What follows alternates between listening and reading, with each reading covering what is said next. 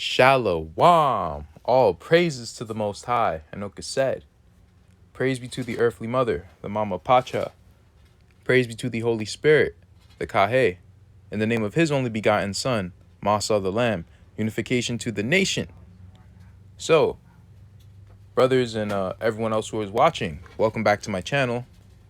This is a channel where we don't knight people as priests and deacons and give them titles. Oh, no. We wait for the Most High to give us titles.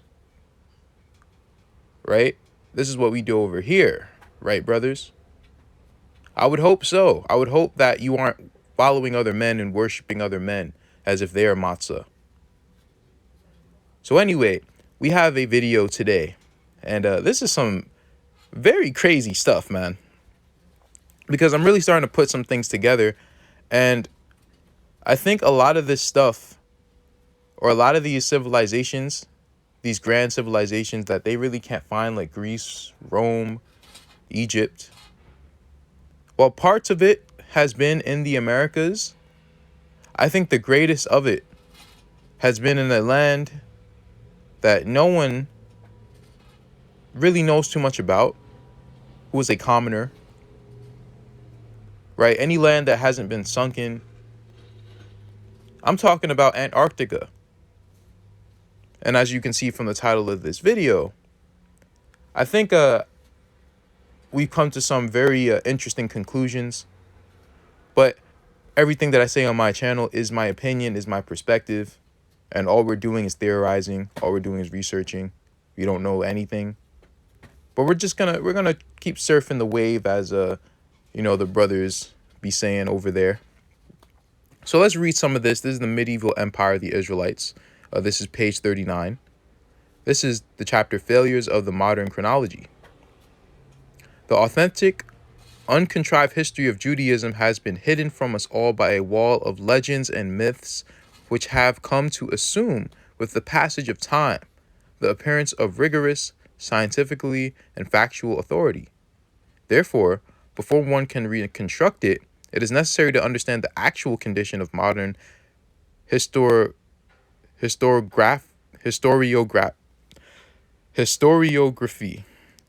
I don't know if that's the word, bro. I tried. In this endeavor, the research of those scientists who can regard it critically may help us greatly. But there have been such few scientists throughout the centuries. But most of all, it is not out of place to recall that the ancient history known to us today is a written history, that is, a history based on written documents. Oh, I thought I was actually reading the doc for a second. There are also other sources, drawings on rocks or pyramids, stelae or tombs, oral traditions, maps, coins, objects of cults, family life, but they take on meaning only after they are connected to the written evidence of the past. So pretty much people write documents and they try to explain away these things, such as drawings on pyramids or tombs or oral histories. They attach it to written documents. So all of this chronology, they attach to written documents. So they write the history and they attach everything that has to do with the history to the written documents. In other words, they are fitting a bunch of square pieces into round holes. So they will tell you that the Greeks came around about 2,000, 3,000 years ago, when they've actually been around probably for much longer than that, probably since the beginning, which would actually make a lot more sense.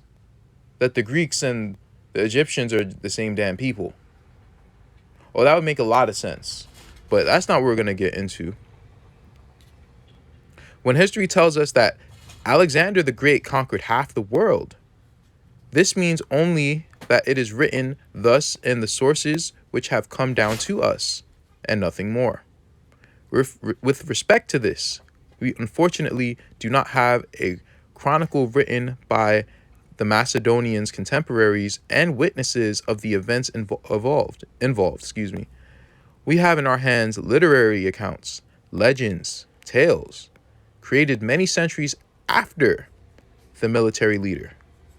How authentic they are, no one knows, and unfortunately, we'll never know. So all this stuff mysteriously came about after he was around. Why? Because they're trying to attach him, whoever the real figure was of the Macedonian, to this Alexander the Great. Because this is their written history. And they'll hide who he actually was. They do it all the time. Undoubtedly, some kind of reality lies at the heart of the written documents. However, one and the same real event can... Oh, wait, let me read this again. However, one and the same real event can have been reflected in several different manuscripts and reflected very differently. Sometimes these differences can be so great that at first glance, it is impossible to believe that two descriptions of it before us record one and the same event. Moreover, one and the same hero of a story can be mentioned several times under various names. You see, in antiquity, people often had many names, nicknames, and titles. Many of what we now consider to have been names are actual fact, are magnificent adjectives of the type brilliant, purple-nosed, great, and the like. As recorded on the pages of various manuscripts, real people were sometimes even assigned new names, differing from those by which their contemporaries also knew them. This may have been the consequence of mistakes, confusion, and incorrect translation of texts. It is necessary to speak especially about incorrect translations. These often play a decisive role in the comprehension of the legends and the sacred books. One of the most typical examples is a central event in the Old Testament, the exodus of the Israelites from Egypt. In the first 5 books of Moses, or the Pentateuch, because Moses did not write all 5 of these books, it states in Hebrew that the Israelites crossed the Red Sea. It states that the Israelites crossed the Reed Sea, not the Red Sea, as it is incorrectly translated by modern Bibles in other languages. If one suspects the question of whether in fact there had ever been an exodus from Egypt at all, and examines the possibility of this having happened critically, then the conclusions which follow from this undo the account. You see, a reed has never grown, and no reed will ever grow in salty seawater. Consequently, the Israelites, when they were saved from Pharaoh's pursuing troops, crossed not a sea, but some kind of huge swamp, in which the heavy chariots of the enemy got stuck and sank. But then it remains to be established where this may or might have been located. And what? It's food. Okay, thank you. Inasmuch as in the desolate Sinai there were not, and can hardly have been, very many significant reed beds. This is what caught my eye, because I knew about this, the fact that it was reed and not Red Sea, but I'm like, well, where in the world would you even find a freshwater lake where they would cross? But then he said something important. He said that it had to have been some sort of swamp that they crossed. Now, there are only so many swamps in the world, right? Only so many. But here's the interesting thing. If you guys saw part, I think 2, you'll realize that Antarctica originally had very similar landscape to the Amazon, right? Whoop. They had very similar landscape to the Amazon. So Antarctica would have had swamps, right? Reed swamps, freshwater lake swamps, right? Because Brazil has them, but I doubt that the Israelites crossed through Brazil. So if they didn't cross through Brazil, And they didn't cross through these other areas where there are swamps right next to Egypt. Where is it? It can only be in very few places. Very few places. You guys, I don't know if I'll have it in this video. I don't remember what tabs I have open or what pictures I took. But you can look up where are the different swamps in the world? Where are the freshwater lake swamps? Because that's the only location of the Red Sea that there could have been. Or a Reed Sea, excuse me. And no, not even in the Gulf of California. That's not even a reed swamp, right? It's not.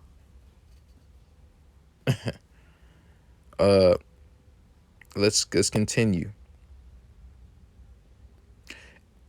Incorrect translations made, most likely knowingly, are not exposed to doubt anywhere, and the overwhelmingly majority of Christians are not suspicious of them. Let's move down, because there's something very interesting. Let's start here. Today, it is assumed that the well-known ancient Babylon was located in modern Mesopotamia. However, some medieval texts adhere to a contrary opinion. For example, the well-known Serbian Alexandria places Babylon in Egypt. In the same place, for example, in Egypt, Alexander the Great supposedly died, although, according to today's version, this happened in Mesopotamia. Now, we went over in part 4 of South America, of my South America series, that there's an ancient Babylonian map that depicts them on a big island. Now, there's only a few places that could be in. North America, South America, the North Pole, or the South Pole. Or maybe Atlantis. But there's only a few places that could have been. But now that I've pretty much made the case that I believe that Egypt, or the Egypt that we came from, was in Antarctica, now that I've made that point, and I haven't even gotten into the connection between Australia and ancient Egypt, I'm saving that for the last part of the series. And the next part, we're probably going to have a guest appearance by Dean, and he's going to explain to you a little bit about Indian history and the connection with that and the cradle of civilization. But Australia was connected to Antarctica. So I'm just taking Australia out of that mix. Antarctica used to be rainforesty, swampy, right? Rich with resources. Rich, absolutely rich. Has every single species in the world in Antarctica. Every single species in the world. Excuse me. They were all located there. So that's why I'm bringing this out. Because this is very huge. If Babylon is in the same location as Egypt, that kind of takes away where Babylon could be in. That means that Egypt was also on some sort of island, some sort of big island. It could be North America, could be South America, or it could be one of the poles. I don't know. But I am making the case for Antarctica. Now, I did mention that Australia was indeed attached to Antarctica, which it was. And I still have not gotten into the connection between ancient Egypt and Australia, but I will. And if you want, you can look ahead and look into that after you view this video. But I find it interesting that the same people who wrote this book, and they identify the ancient land of the dove as being Australia, as being in this location. Why? Because the first Exodus happened, they're pretty much saying it happened in Australia. That's what they're saying. Now, these are a bunch of white supremacists that wrote this book or are translating this book. So they think this is about them. And I'll even show you and the people who write the blog, the Elihu Project, they believe the Israelites were white too. But they said, and we're going to go over this in another part, but they said, or I guess in the last part, but they said that they believe that the Tower of Babel was in the Pacifics. That's what they said. They said that it has to do with Antarctica. I mean, Australia, and they believe that Australia is the oldest land on Earth. What? So the ancient land of the dove was in Australia or Antarctica. So our exodus had to have come from either Antarctica or the Pacifics, some sort of land in between or attached to South America. All coming together, right? Look at this. Land of Benjamin. Land of Benjamin is all the way over here next to Australia. That just lets me know that the land was not as far apart as it was or as it is now. The land, that's a recent thing. And they have all these places. The Thebe River, Egypt. They put Ophir here, Shambhala here. And as I said, Australia and Antarctica are pretty much the same landmass. It was all connected until the 1600s. So during this time, all these places would have been located in Antarctica. Are you following me? They also put Terra Sancta in Australia. What are they trying to say? They put a Jerusalem in Australia. They know. They know. The Antarctic Treaty System. The Antarctic Treaty and related agreements, collectively known as the Antarctic Treaty System, regulate international relations with respect to Antarctica, Earth's only continent without a native human population. For the purposes of the treaty system, Antarctica is defined as all of the land and ice shelves south of 60 latitude south. I don't know how to read that. The treaty entered into force in 1961 and currently has 54 parties. The treaty sets aside Antarctica as a scientific preserve, establishes freedom of scientific investigation, and bans military activity on the continent. The treaty was the first arms control agreement agreement established during the Cold War. Since September 2004, the Antarctic Treaty, I don't know what the hell that is, headquarters has been located in Buenos Aires, Argentina, or what I think is Basra, ancient Basra. That's just my opinion, though. So, all these countries, they do all this fighting, but they all come together to hide whatever is in Antarctica. And there's so much you can look into regarding Antarctica. So much. Admiral Byrd, Project, what was it? Deep Freeze, I think. Operation High Jump. There's a bunch of different things you can look into regarding Antarctica and what these people are hiding. Now, I was looking into, just looking into random questions. This person asks, well, why did the world leaders go to Antarctica? Now, this person has a very good answer, so I'm going to share it. Well, here's a good question. It depends what you wish to believe. Many theories and conspiracy stories about Antarctica, like other subjects discussed in a veil of truths and lies, will be heard. No one can prove or disprove these. I have my own beliefs on Antarctica, and I would not wish to impose these on anyone. I have read a lot of books, research leads, watched videos, listened to other people, and discussed in group. I have talked to people who have worked there, and this is how I have reached to my conclusions. I will say this. There are questions I have that I'm reading too fast. There are questions I have that as yet go unanswered, and yet there is undeniable strange things going on at that part of the world. There seems to be official reports to why the leaders met there. But can we really believe the media? I would say no. The media stories here are exactly what some people, namely the controlling elite, want you to hear and see. NATO and the Antarctic Treaty does not explain all that is going on, though they would have you believe it so. Here is a question not answered. Why is it that no one country can make claim to Antarctica, and yet we have research stations all over the Antarctic headed by different countries?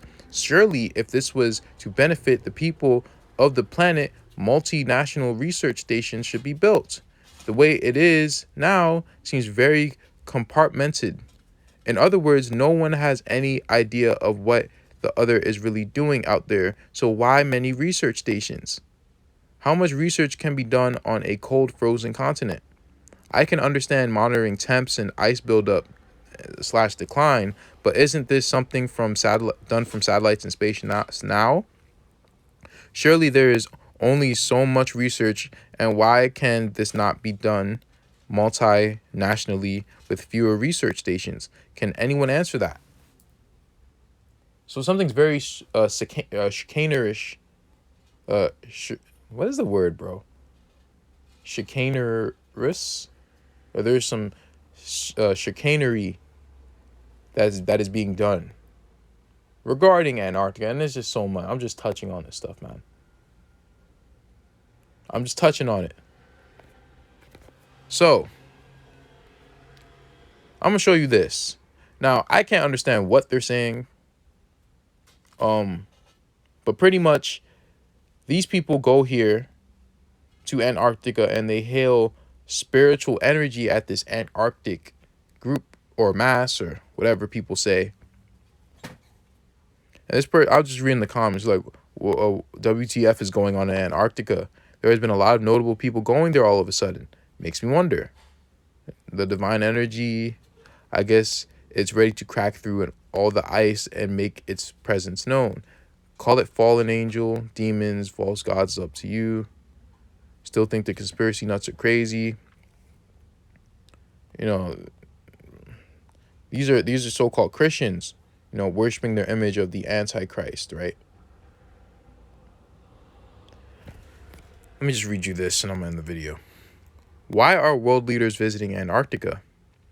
In the last few months, the world's political and religious leaders have been making trips to the continent at the bottom of the world, which is really the top of the world. The author, Empire Beneath the Ice, Steve Quigley, says people should take notice. Quigley explains what really is going on down there. Here is the billion-dollar question, and probably the trillion-dollar question. Why are the world's religious leaders and the world's most powerful leaders going to Antarctica? I don't think the Russian patriarch Kirill is going down there to meet penguins, with no disrespect meant. Someone or something has summoned the world leaders. I don't even know how important those are, but I guess they are since they mentioned them. Quayle also says most people don't understand this is critical. The United States in 1947 sent a war flotilla, I don't know, to the Antarctic under Admiral Byrd, and it was called Operation High Jump. Yes, it was. It was to seek out and destroy the hidden Nazi bases that intelligence agencies provided them documentation for. It wasn't a small thing. There were 13 ships and 4,700 men in state-of-the-art U.S. weaponry. The bad news is we got our rear ends kicked. Russians were spying on us, and they had a video of our aircraft encountering flying saucers. Fast forward to today, and Quayle contends black physics. I'm tripping. Black physics is beyond the PhD level, and we are seeing this with CERN. Oh man, what is so critical for people to understand is, as more activity takes place at CERN, the occult rituals associated with it are so in your face, you can't dismiss this stuff anymore as being the ratings of this fringe or that fringe. Something is happening, and the Antarctic is critical.